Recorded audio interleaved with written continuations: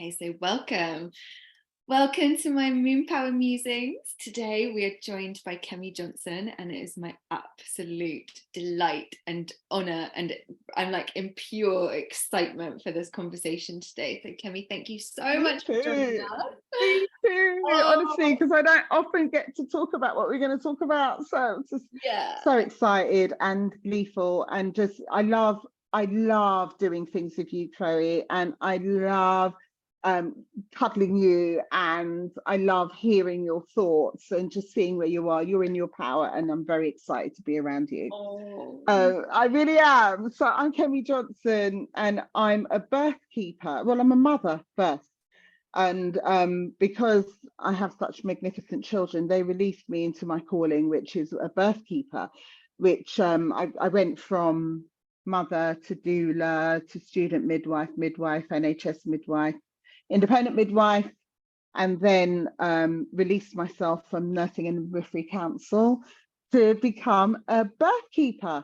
So I go to births, not all year. I select a certain portion of the year and I attend births, and all my skills that I've gained, and I'm a lifelong learner. I'm always learning. So, I bring that to the birth room.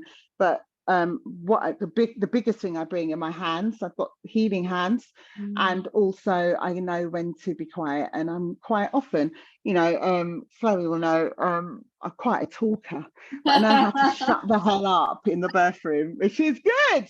Leave her to concentrate on bringing a whole person into our planet. It's a big deal. So yeah, that's me. And so Kemi and we met at Sisters of the Wild, and I remember we were sat in this room and it was just filled with women, and you were there in the middle on this chair, and it was like you were like holding this queenly energy for all of us. Oh man. And the conversation that we had was so impactful and so inspiring and so empowering that many of us were just in tears, because genuinely we hadn't been spoken to like that before.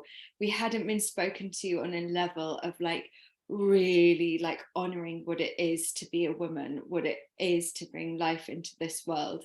And even if you're not bringing life into this world, like the power of womanhood. And even getting tingles now, just remembering that conversation. And we both know at least one person that was in that room that is now pregnant. So it's really, really special that I had the opportunity, because at first I thought, I just want to talk to maidens. Right, so I just want to get in there before society tells them that they're broken and wrong and weak. I really wanted that. And then, but there were mothers in the room, and there were grandmothers in the room, and I could see the mothers and the grandmothers nodding, like, it's just affirming. So even though I held the space, it was like a really group nurture. And we had, some excellent questions and tears. So yeah, really special time. Yeah. And then also Kemi joined me on the Beltane fertility rites, and that again was so incredible. Like, I actually think that we need to release that talk again, like that I think so. It was really powerful, so powerful. And then today I'm so excited because I messaged Kemi, like, it was only last week, wasn't it? And I was like, really want to interview on the musings, but I know that you mainly talk about birth keeping, like, but is there another avenue? And you were like, yes there is, and I am so wanting to talk about this, and I'm so ready. And honestly, I'm so excited, and I just moved stuff around and said, right, I'm sitting with Chloe on Tuesday. So ladies, we are going on a deep dive into menopause today. And so Kemi, like, I know that you have so much to share around this, so I want to just hand it straight over. Wow. So society tells us to fear the menopause, that the menopause is the end. And I was so busy and in love with being I was still I am when I started this journey. And I am independent midwife. Independent. Okay, yeah, I was still independent midwife at that time. And occasionally it occurred to me, I want another baby. Randomly, I didn't have a lover or anything. It was just like, I want another baby. And my youngest said, you know, basically, I'm your baby, you don't need any more, kind of thing. And you know, he's like kind of said, really, and he's got these big eyes, and I kind of felt, no, I better not produce another child. And I think that was my last blast of my hormones, you know, because I hear this often, that women in their 40s start to think about having another child, even if the last child was born in their 20s or whatever. So that feeling was strong on me, but then I realized my hormonal makeup was shifting. So I was still bleeding, but there were other things that weren't happening so much, like the tingling breasts and you know, the intensity with my uterine squeezes, and there was things changing, and I could feel it, and my skin was getting a bit drier, and I thought, this is perimenopause. I was a bit confused. It was like big fog. I was a bit confused.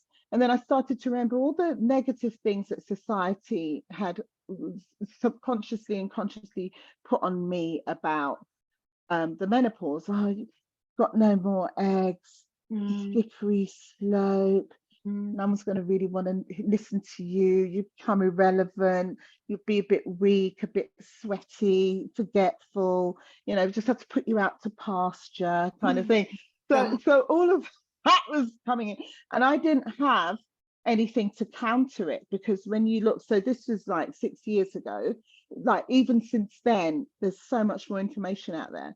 But I didn't have anything to counter it. I hadn't at that point read enough of Jane Hardwicke Collins' beautiful work. I wasn't sitting in a women's circle regularly. My mother was silent about, and you know, by 2017, when I was actually going through, she had already crossed over. She crossed over the year that I stopped bleeding. So she crossed over into the wonderful afterlife in June. And then my last bleed was September. But she'd never mentioned it, just like we'd never spoken about my periods. We didn't speak about childbirth because she'd had twilight sleep, so she didn't know what childbirth was. She was unconscious. And then she had little to say about, well, she had nothing to say about menopause. So I was quite in the dark. I could feel my body shifting. And then I remember I hadn't stopped my bleed yet, but I'd be teaching, usually like a group of doulas, midwives, etc., or a group of parents, because I was teaching a lot of KG hypnobirthing at the time, and I'd be pouring with sweat for about 10 minutes, and then I'd have a cardigan on and be shivering for about 10 minutes. So my temperature, so I kind of say, yeah, there's big stuff going on. I didn't, you know, like we're kind of painted as a bit mad when we're menopausal. I definitely wasn't that. I wasn't short-tempered. My sleep wasn't affected, but it's just the sweat. And I now, you know, obviously, you know, quite recently, I've reflected back on that. I said, how detoxing. That was such a beautiful detox that I was allowing myself. Then I thought about, you know, society says, oh, you know, you're disgusting and useless. Just take HRT, you know, hormone replacement therapy, so you can carry on, you know, with that flush of estrogen and perky breasts. And, you know, so you can try and be young, try and not be this. But, you know, what do I preach all the time? I'm preaching about not leaning into pharmaceuticals. Sometimes pharmaceuticals can save your life, but for convenience, no, don't do it. You know, it's because there's a payoff for having pharmaceuticals. So, and I'm authentic. I don't want people to do as I say. I want to walk my talk. So there's no way to go to work or to be functioning, you know, that I'm going to take pharmaceuticals when I could actually lean into naturopathy, or, you know, including herbal remedies, homeopathy, to manage how I was feeling. And so that's what I did. I contacted a herbalist and said, not so comfortable this, more comfortable this. She said, well, you know, it's subtle, the changes. She said, you know, anything urgent? I said, no, nothing's more urgent than me being in great health. So yeah, I did not go down that route to manage, and instead pleaded with a medical herbalist to send me something fast, like just fast. And she was wonderful. And yes, I used her remedies throughout my transition out of my bleeds into this Maga phase, which I want to talk a bit more about. So, the benefits of the menopause, I'm going to start talking about benefits. Yeah, because society wants to paint it as really terrible. I became even more even-tempered. I wasn't having the sliding scale of, I was never irritated, but sometimes I was really tired or had a like small bandwidth, etc., because I was still in my people pleasing and including too much in my life. I'm way out of that now. One of the other benefits of being postmenopausal.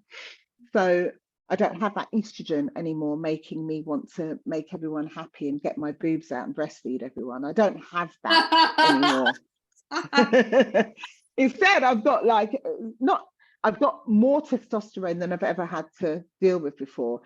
But yeah, I'm so deeply in my femininity more than ever before. It's such a strange combination, but I can definitely say no to stuff way more easily. I don't have a libido that's making me make bad decisions. I still love sex, but before my vagina used to lead me down really dark paths. Tell me about it. Yeah. And she doesn't have that power over anymore. Like, I can just say, it's all right, I'll just have a cider and stay at home. I can, I'm not that wild woman jumping into pajamas, at midnight into my car and driving to have sex. You know what I mean? It's like, it's not that anymore. So yeah, it's all under control.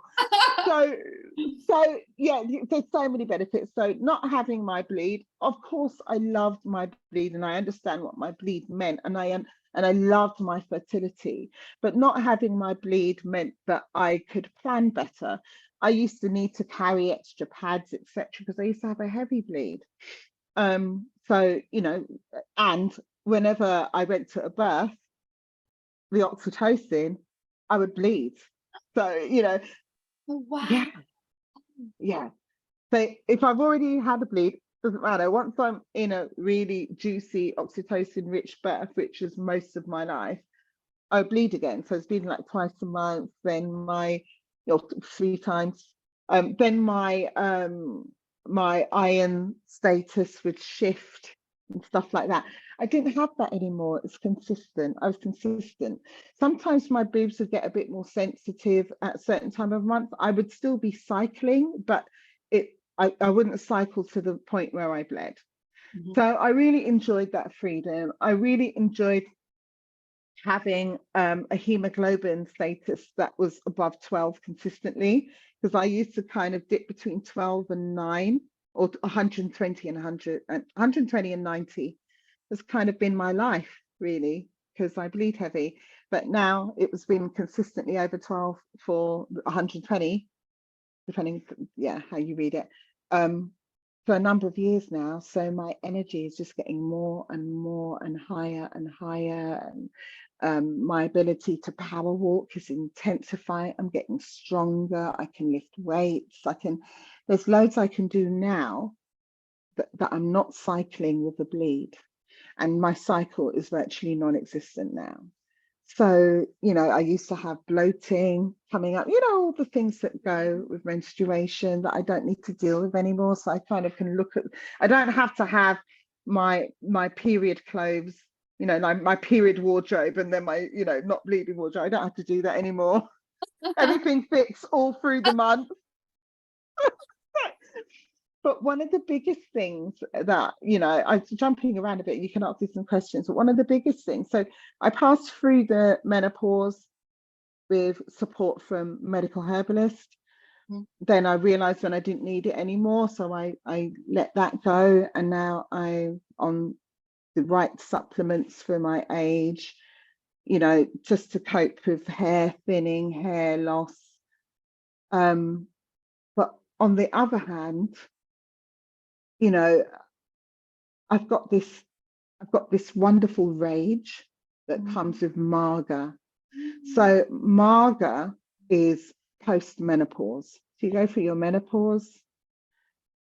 I rode that, managed to keep my work. No one thought, oh, she's too mad. She's too mad to ask to do anything. Like I was really quite even-tempered. And then when I entered my Maga, that's when I literally pounded my fist on the table and said, enough.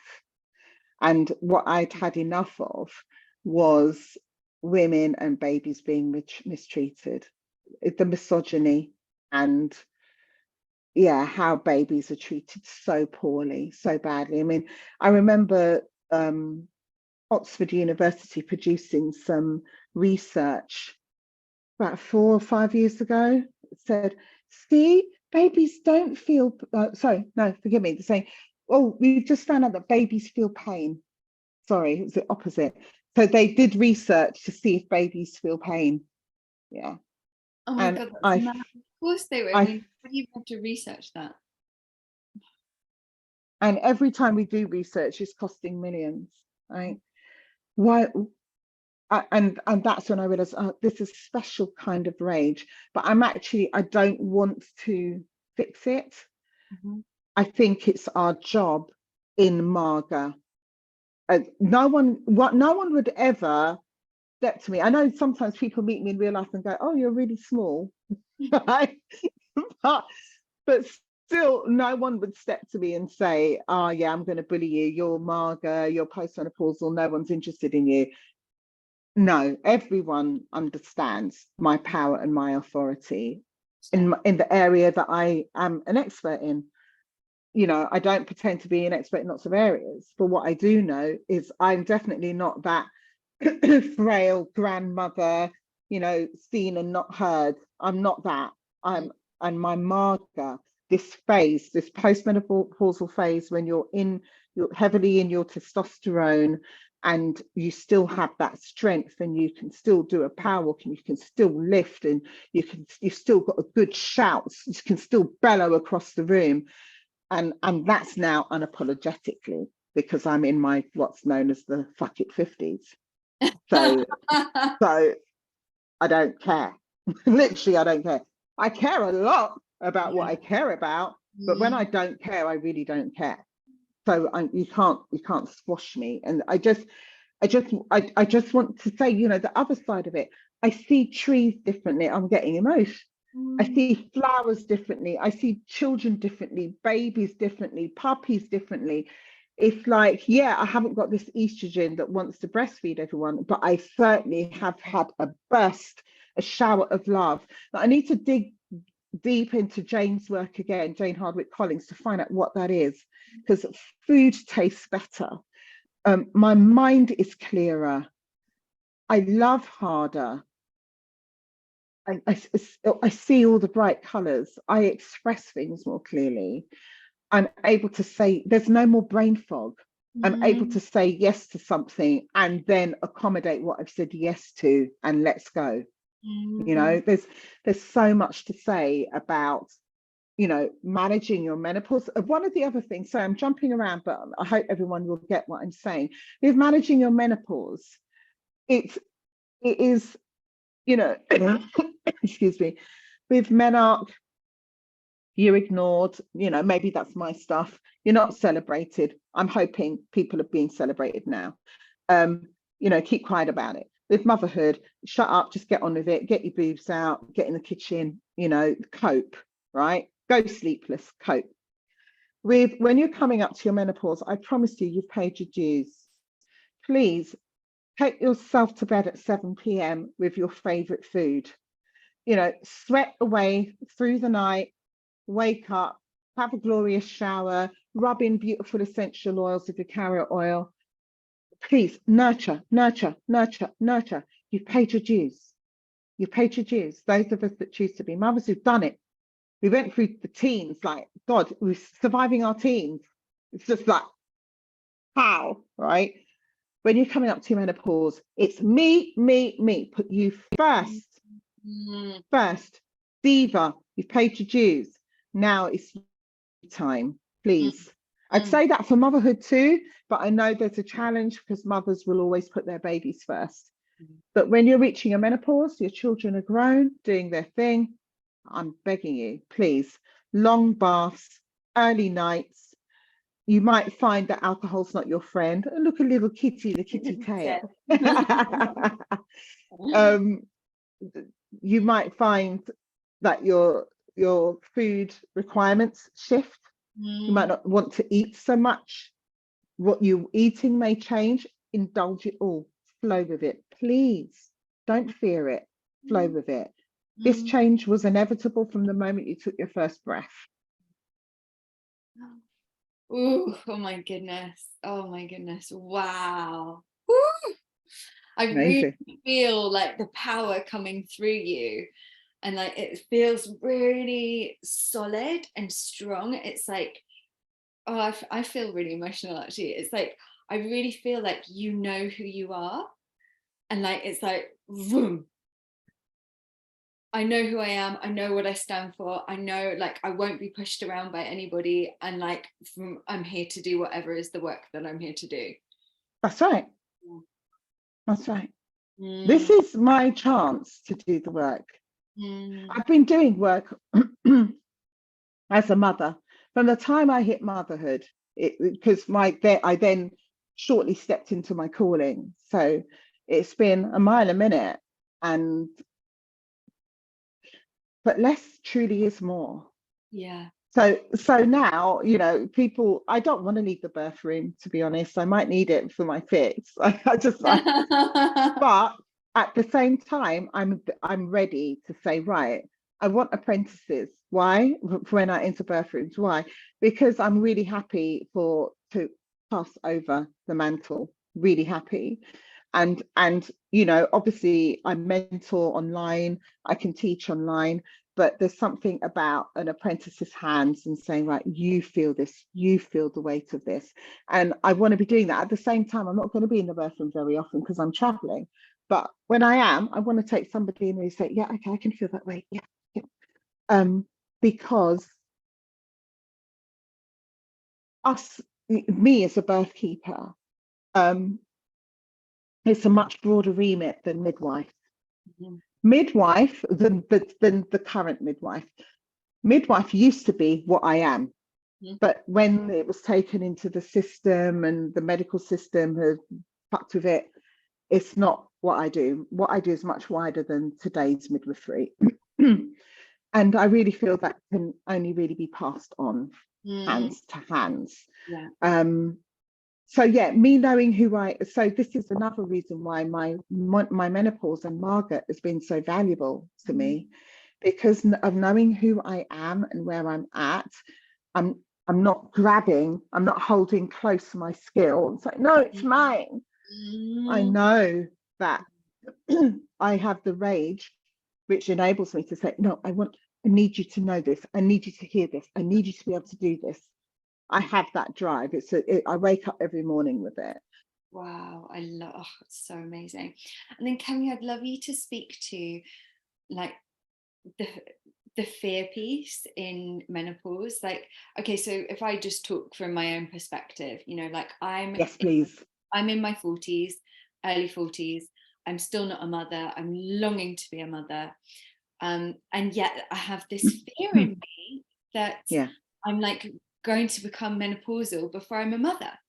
You know, like, that to the other women that also feel that, like what would you say to that? What was that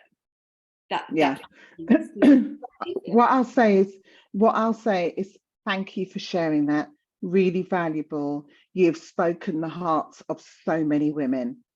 Thank you. When my bleed went,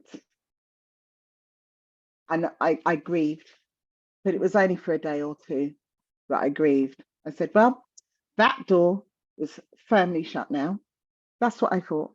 Yeah, because when you enter that, your hormonal mix, I'm not aware, unless, you know what, because they can do so many things. They may be able to treat you with hormones whilst you're pregnant if you're in a menopausal state. Say if you have assisted conception, that's not my field of expertise, so I don't know, but maybe people like that say, yeah, of course they can do that.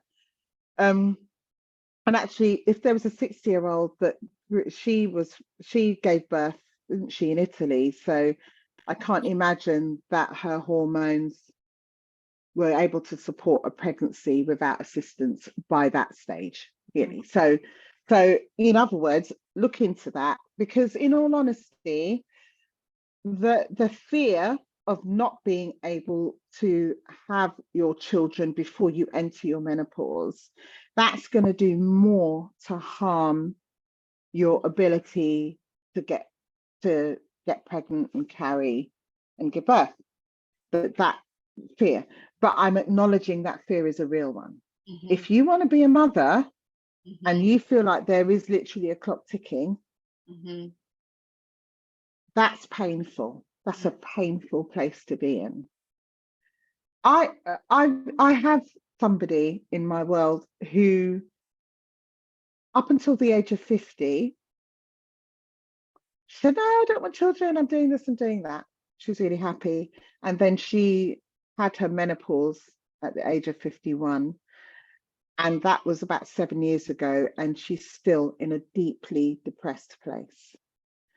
And the reality is that for us, not for all of us, but for many of us, having children is a driving force for us. And we don't want to not be able to do that. And the facts are, what happens to your hormones and the fact that you're not having follicles maturing into eggs that are then released and capable of being fertilized, that's scary. It's scary.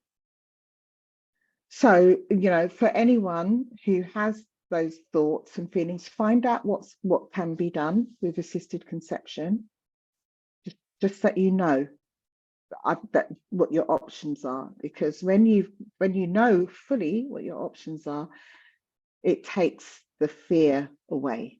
Totally, yeah. And that's exactly, like, for me, like, I've just about to do a whole fertility test just to check everything, so that I know, like, what's actually true, what's my fear, like, what's the reality, and then from that place decide how I want to move forward. Amazing. Very, very good. And because you've already made that decision, I'm quite certain that's a guided decision by spirit. And as you're finding out what you need to find out, you can then regroup. No, right. So what are we doing here? And I think the root of fear usually is the unknown. Yeah. So make some things known for yourself so you could chip away at that. Yeah, totally. Yeah. And then so for those women that are in their perimenopause and they're feeling like they don't know what's going on, and they're also like feeling the fear of it and the fear of change, like, what would you say to those perimenopausal women? I'd say find your tribe. Yeah, it's a shifting tribe, because like I would have been in the perimenopause club, then I would have been in the menopause club, then now I'm in the Maga club, like woo, so yeah. Oh man, that's a great club to be in, right?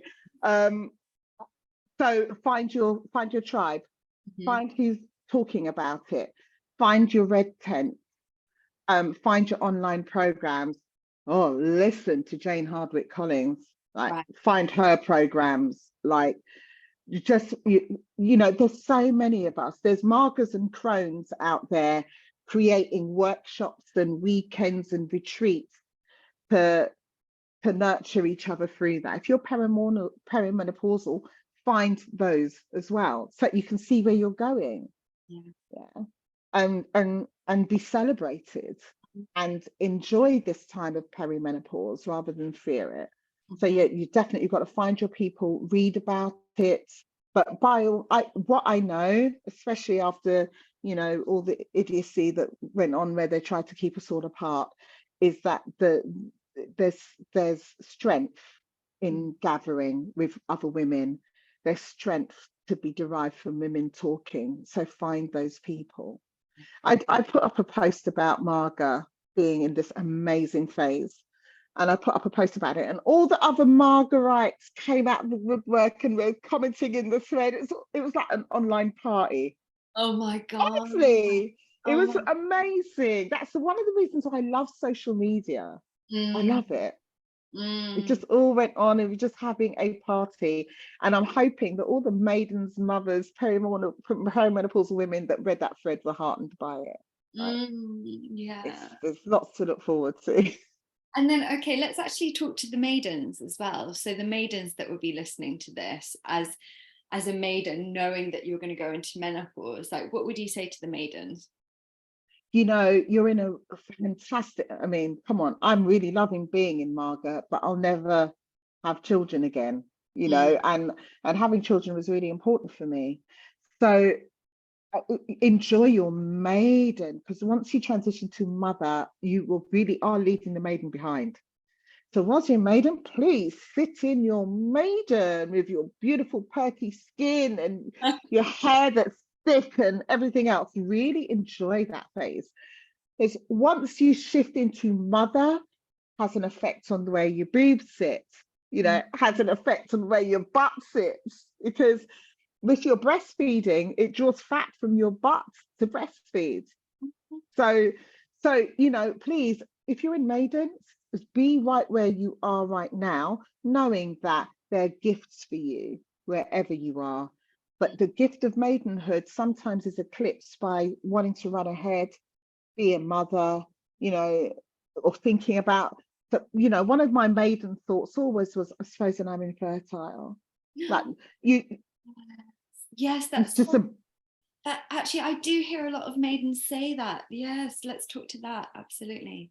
And it absorbed a lot of my time until I got pregnant. So it's like, oh, but supposing after all this and being careful and using protection, supposing then I don't get to have a child. Yeah. I mean, the other thing I'd say, please seek assistance. Like there's Menstrual Mentor, who I'm speaking with a lot at the moment, just please speak with others about managing your fertility without the pill. The pill is not your friend. And we could have a talk like that alone. The pill is poison. Yeah, so please, and you've got the coil Mirena again, the body receives it as poison, even though it's just got progesterone in it.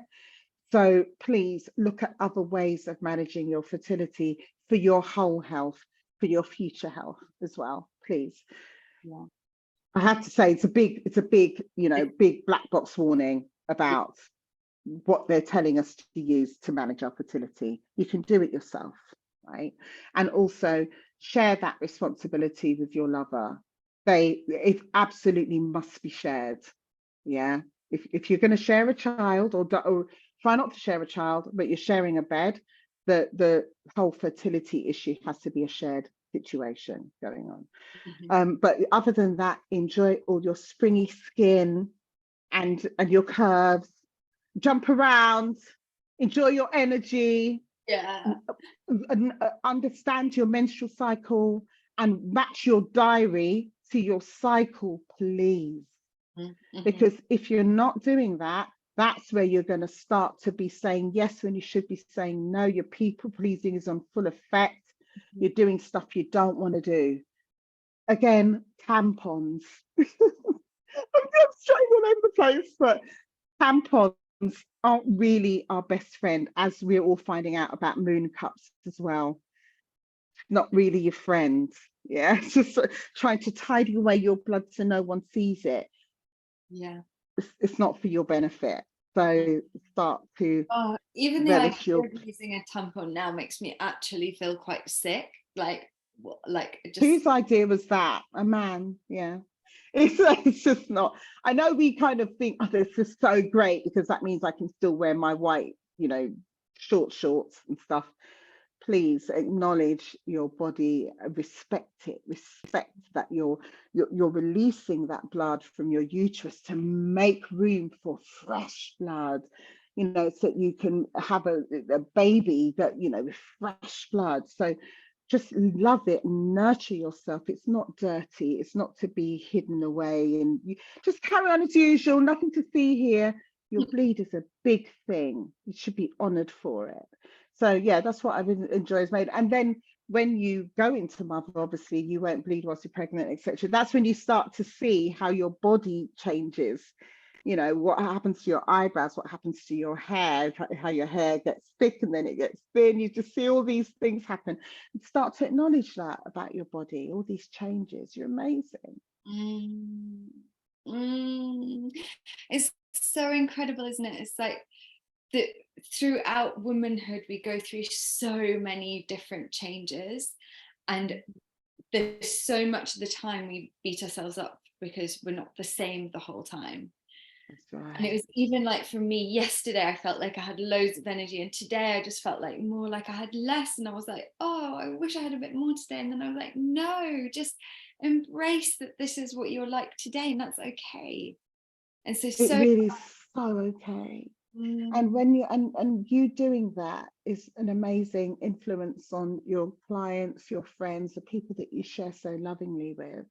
When they see you allowing the ebb and the flow, then they'll be easier on themselves to allow the ebb and the flow.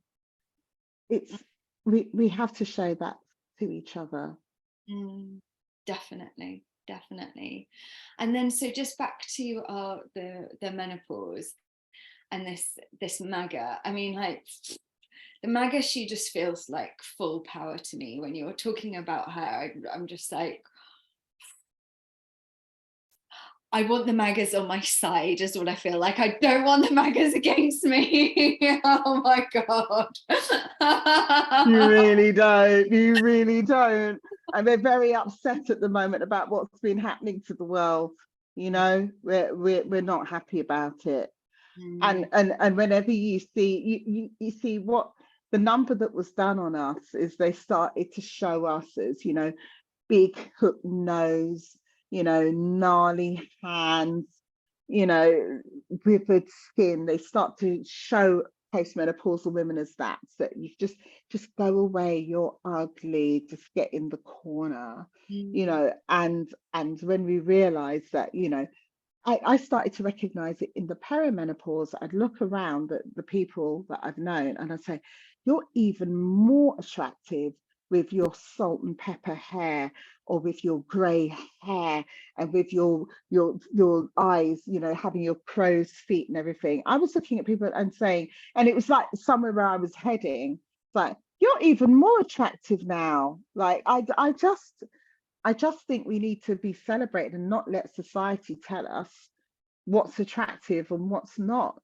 and what's desirable and what isn't. I think we need to be fully in ourselves. And yeah, you're right. We're on the side of the fair people, of the loving people. We're not on the side of criminals. And I'm not talking about criminals as our society designates, you know, like people who've stolen food from Tesco's, you know, designated as a criminal. Like, they need food, you know. So I'm talking about, you know, people that hurt other people. People that hurt other people, we're not pleased. We're not pleased. And we're not sitting down on it either. So that's all I'm saying, you know. There's who was it that told me the other day? Oh, beautiful. Oh, my sister Christina. So I've forgotten her name on Instagram, but anyway, I'll send you a link to her.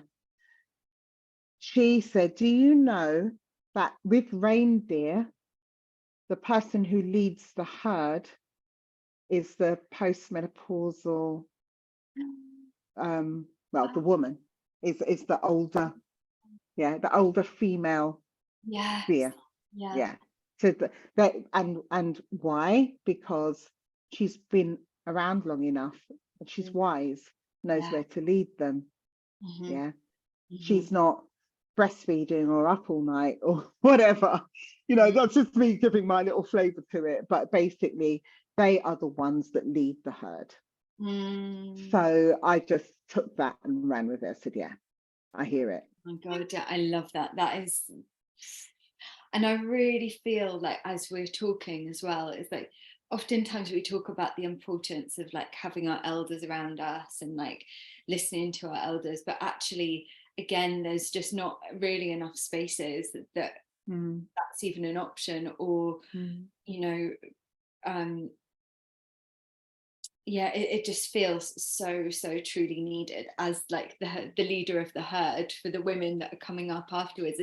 And just as you were describing, like the way that women have been shown, you know, the older, the gnarly, or all of this kind of thing, but actually what that's done is taken the power away, because this Maga woman is so powerful.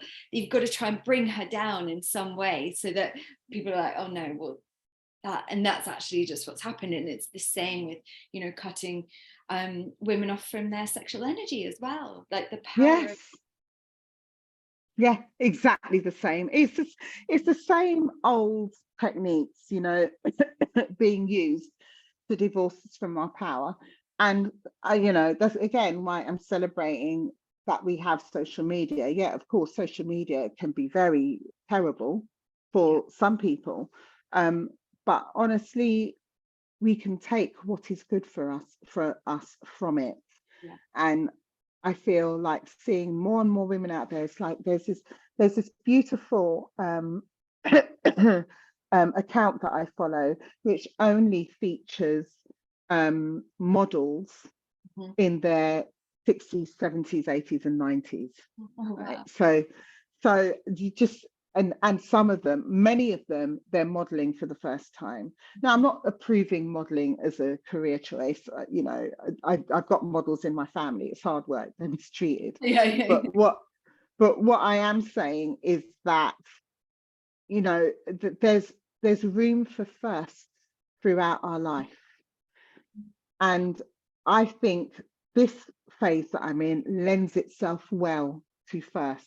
You've still got your strength and your energy. As women, we're not having the monthly dip. I think we can hold for longer whatever needs to be held for ourselves and for our society, for our families. We're in that place.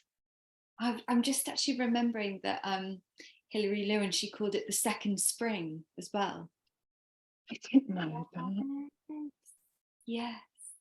And that makes sense with everything that you've just shared there. It's amazing. I'm in my second spring. In your second spring. Feels like it. Wow.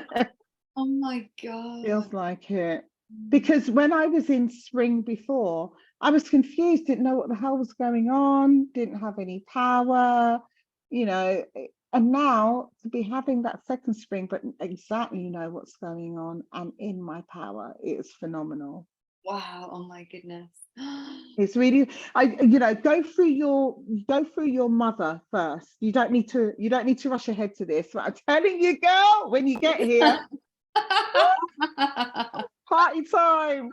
I love it. I'm so grateful for these conversations, because it is so deeply important, and there is so much fear around menopause. There's so much. Oh, let's also talk about like what's your sexual energy like now that you're in menopause, because of course there's like really a whole story with that, like the dry vagina thing. God, is that all of us? Oh man, honestly.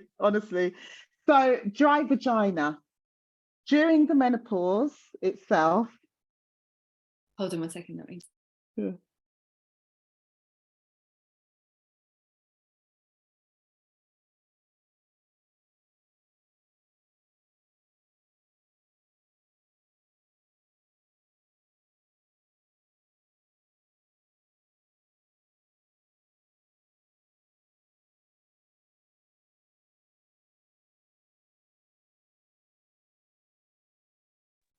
Sorry, there's some gas. Are you back? I'm back. Yeah. Right, back to the myth of the dry vagina. Right, so the myth of the dry vagina, unfortunately for me, it played out. But that's because what happened, I think I'd stopped taking my main preparation for menopause, that hadn't leaned back in for further assistance. Once I got the further assistance, I was absolutely fine, right? So the potential for dry vagina increases, I have to say. It does. But just work with yourself, work with your herbalist, you know, make sure you're well hydrated, well rested, etc. Make sure you're wearing the right underwear. You know, soap shouldn't be in the picture from ever. We should not be using soap on our vaginas, or in our vaginas, or on our vulvas. Just plain water. So I think it gives you an opportunity to weigh up, what am I doing? Is it healthful or not? And obviously, you know, my energy levels shifted a little. Now they're back in full power. I had to change some habits again. I had to flex. So my sexual energy also waned when I wasn't caring for myself properly during the transition. Interesting. Okay. Yeah, it did. Really back to that nurture, care for yourself. Yeah, that's right. That's all I needed to do. You just need to meet yourself where you're at. If you are somebody who wants sex, you want the sexual energy, you want it to go with it. So what do I do? Okay, it might mean I need to do this, or cut this out of my diet, or, you know, nurture yourself, and then it's there in full effect. It's there in full effect. So, in full effect. So yeah, honestly. And so the thing that was most helpful for you was your medical herbalist, and that was the that's who I leaned into. If I'd had a naturopath, I would have used homeopathy and herbalism, but I just went straight for her because I really was wilting, and and I just needed her. With what the herbalist recommended, was that especially for you, or are there herbs that you can share now that would be supportive for women? I have to say she's quite guarded. So, you know, I could read the instruction, I could read the ingredients off the bottle, but actually she has a conversation with you. And what I'll say is, obviously I got to that point where finally there was space to nurture myself, because my children were growing up. So I invested in a medical herbalist, right? I should have really been seeing a medical herbalist from the get-go, because I should have been seeing her before I got pregnant. Really. Yeah. It's just that I got to the point now where everything was in balance. I said, oh, I need help, I'll go and get some, rather than I need help, I'll just be a martyr, cry about it, and feel like a victim, which is my MO for most of my life. Oh my God, wow. So yeah, I definitely can't say what they are, because there's a mixture. I mean, I had black cohosh in my mix as well. So you know, so there's loads of different things that can be in the mix. Each woman needs to have like a proper consultation, and and you're worth it. You're worth it. Yeah. And if you could be doing that from men, could be good. Yeah. Okay. Oh my God. Oh wow, it's incredible. So it's like really feeling like the power of the Maga phase, and feeling the really, really, really wise woman, actually, who's very really wise woman, herself. Really wise woman. And often, you know, I know it's so funny. It's like there's a couple of people that are really quite distracted, because I'm in my wise woman, I know, right? So there's a couple of people that say, oh, you calling yourself a wise woman? Like, you know, we're all wise. So, no, being real, I can see now. I don't have estrogen telling me that, you know, oh, it's okay to, you know, cook for my boyfriend every night because his mother doesn't, kind of thing. Do you know what I mean? It's like, there's estrogen tells you silly things. Oh no, he held me down for sex, but it's because he'd had a bad day, kind of thing. You know what I mean? It's like, sorry, I know that might trigger people, but you know, I don't have that fog in my head anymore. I can be very wise. I can be very objective, like sometimes brutally so. Like some people think, wow, okay, ouch. But it's where I am at. I have no fog. I see it clearly. I'm a wise woman. There's people that are still in their maiden or in their mother. They're saying, how does she get to call herself a wise woman? I'm guessing it's one of the attributes that comes with being my Maga phase. I'm guessing. Definitely. It feels like that. Absolutely. Yeah. Wow. So we are wise women. But I've seen very wise women not in this phase. But Yes. the majority of the women that I consider very wise are in this phase.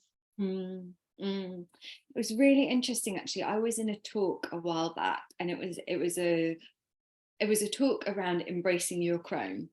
And the woman that was holding the talk, I mean, she was just so incredible.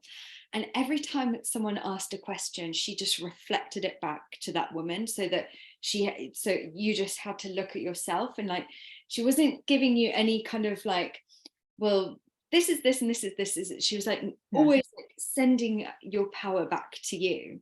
And then there was another woman in the workshop, and she was of a similar age, and I remember someone saying something, and then she tried to give all of these sort of like, well, you know, you could be doing this because of this and because of that and because of this and because of that. And I thought, oh, very, very interesting.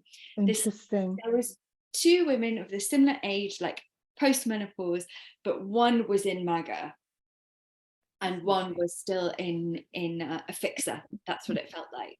Yeah, so that's right. Yeah, and I think that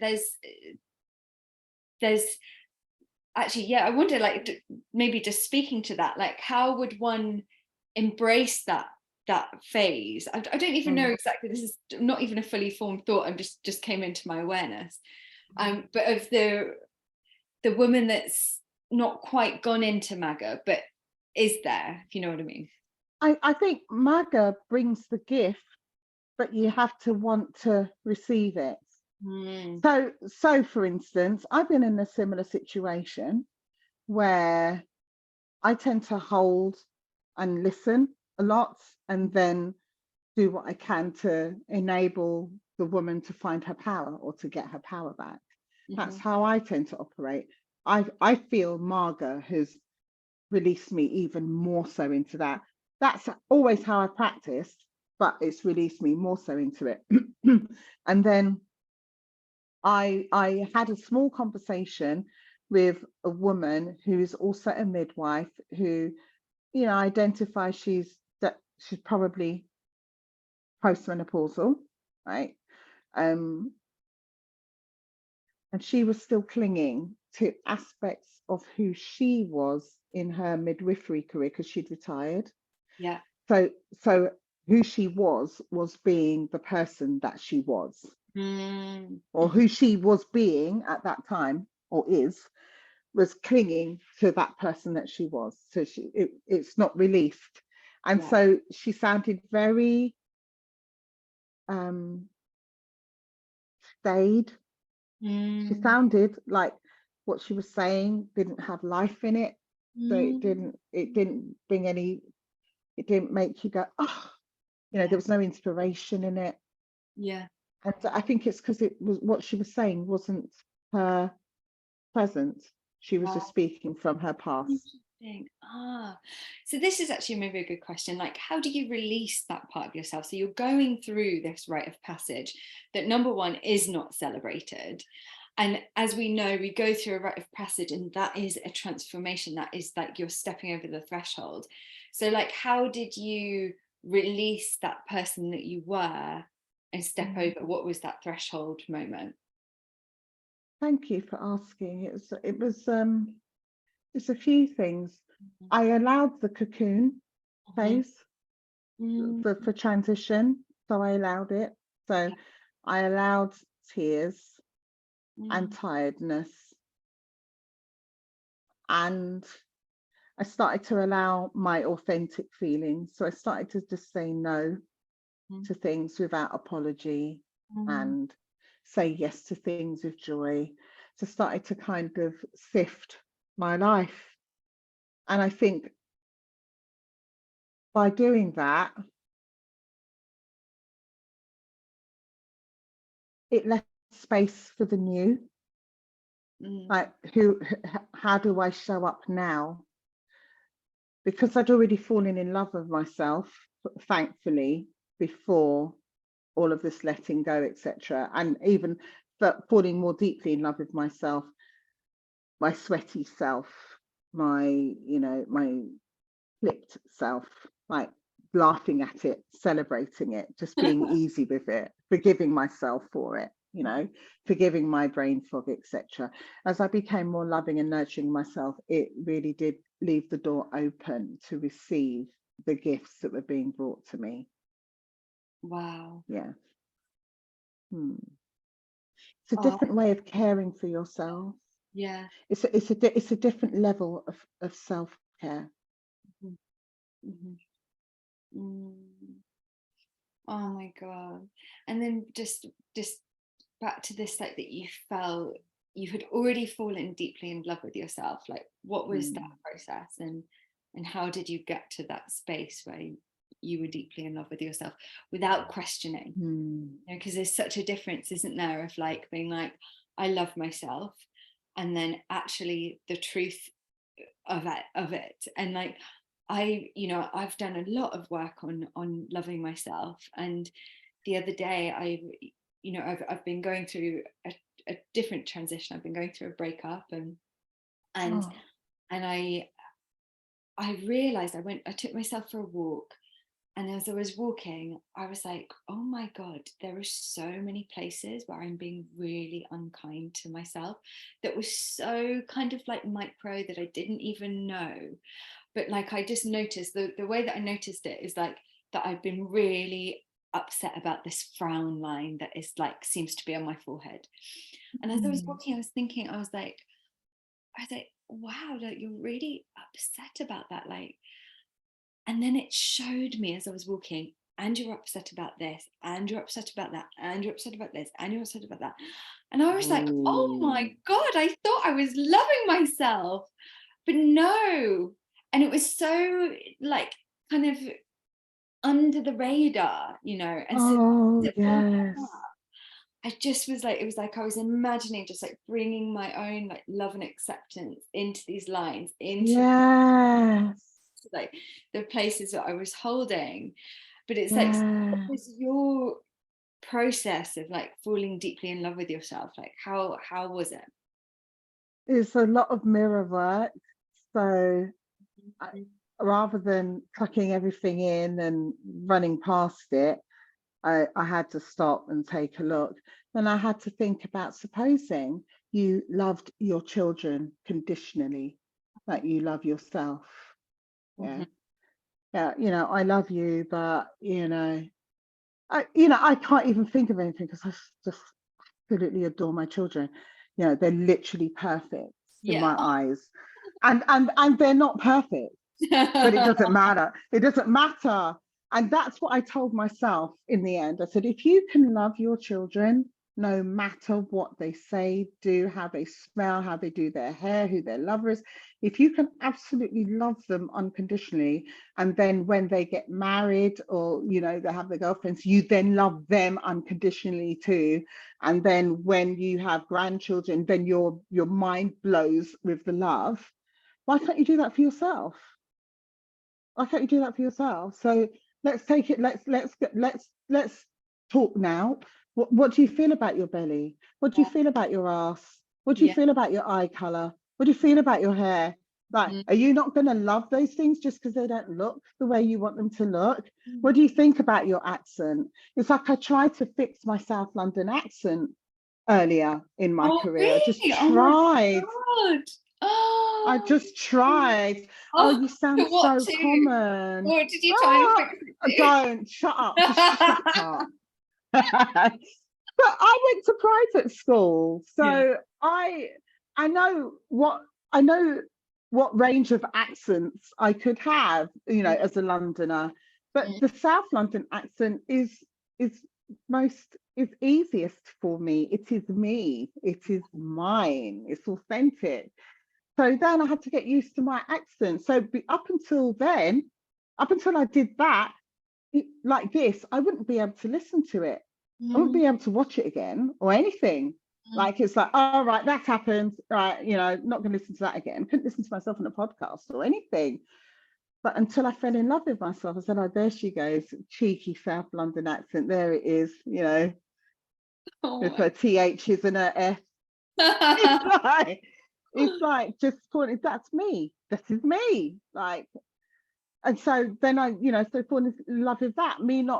There was times I just get so irritated by myself. I can't get places on time.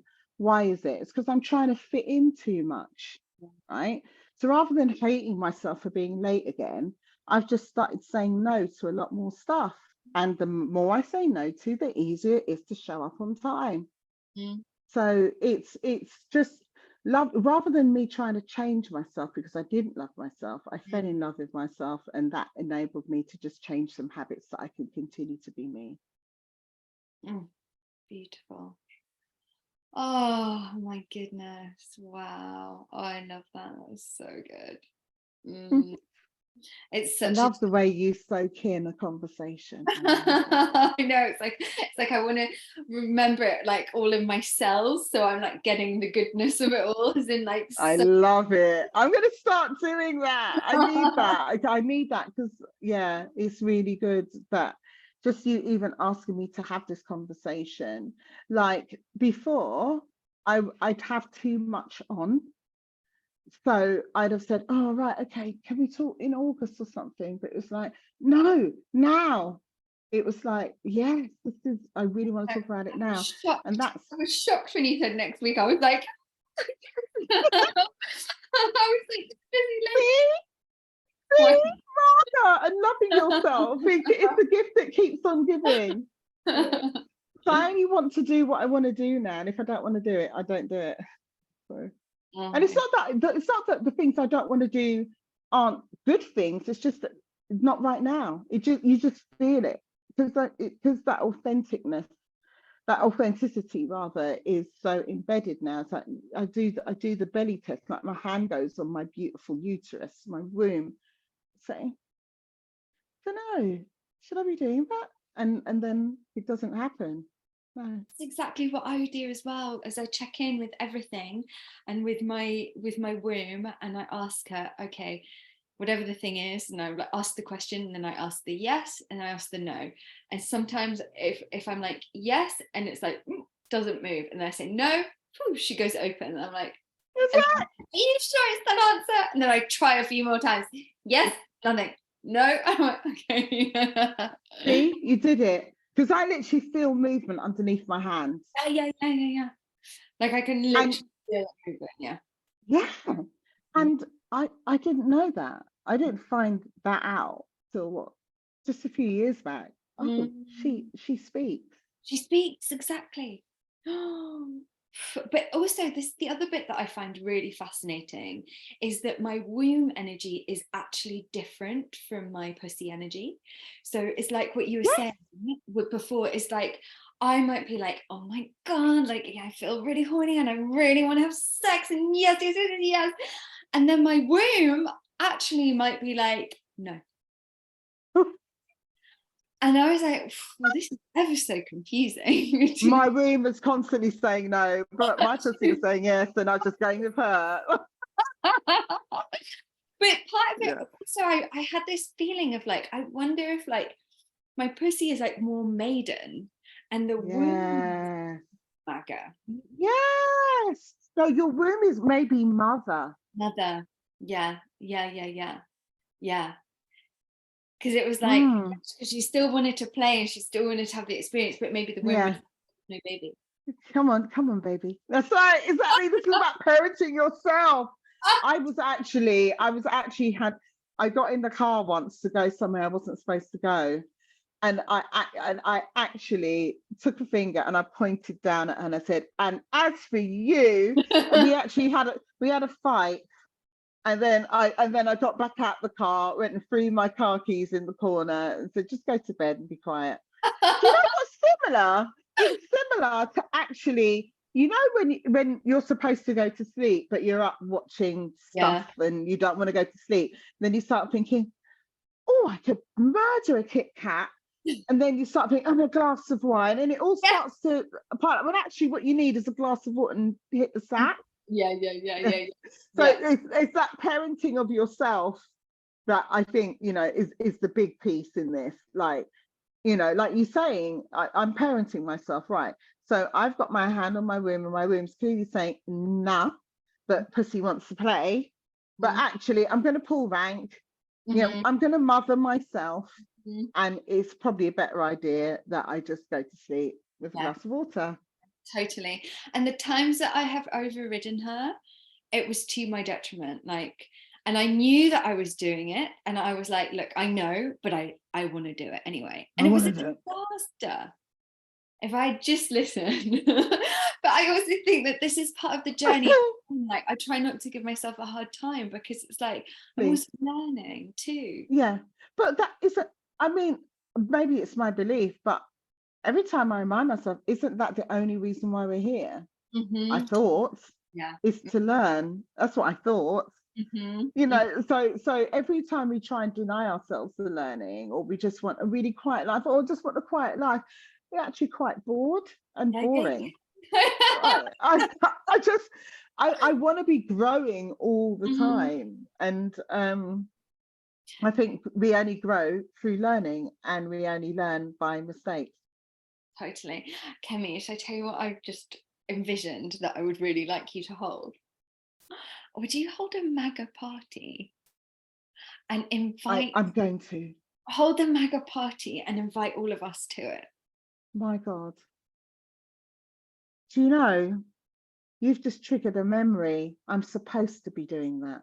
Yeah. I'm supposed to be doing that. I will do it. See, and I've agreed to it. I literally just felt a little leap. I will do it. The Magas will have a party, and we'll invite the maidens and the mothers. Oh my God. Yeah.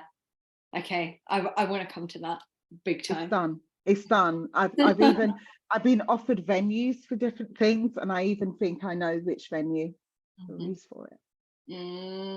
Amazing. Oh my God. It shall be so. Thank you so much for your time, for your wisdom. Is there anything Thank you so much for this opportunity. Honestly, thank you. Oh, I love talking to you. I could talk to you all day. Is there any other like little pearls that you want to drop before we close the conversation, or you feel I feel complete. Yeah, beautiful, amazing. I do. My hands on my womb whilst I say that. Yeah, it's complete. Oh, thank you so much. Such a pleasure. I've got goosebumps. Thank you for this conversation. Oh.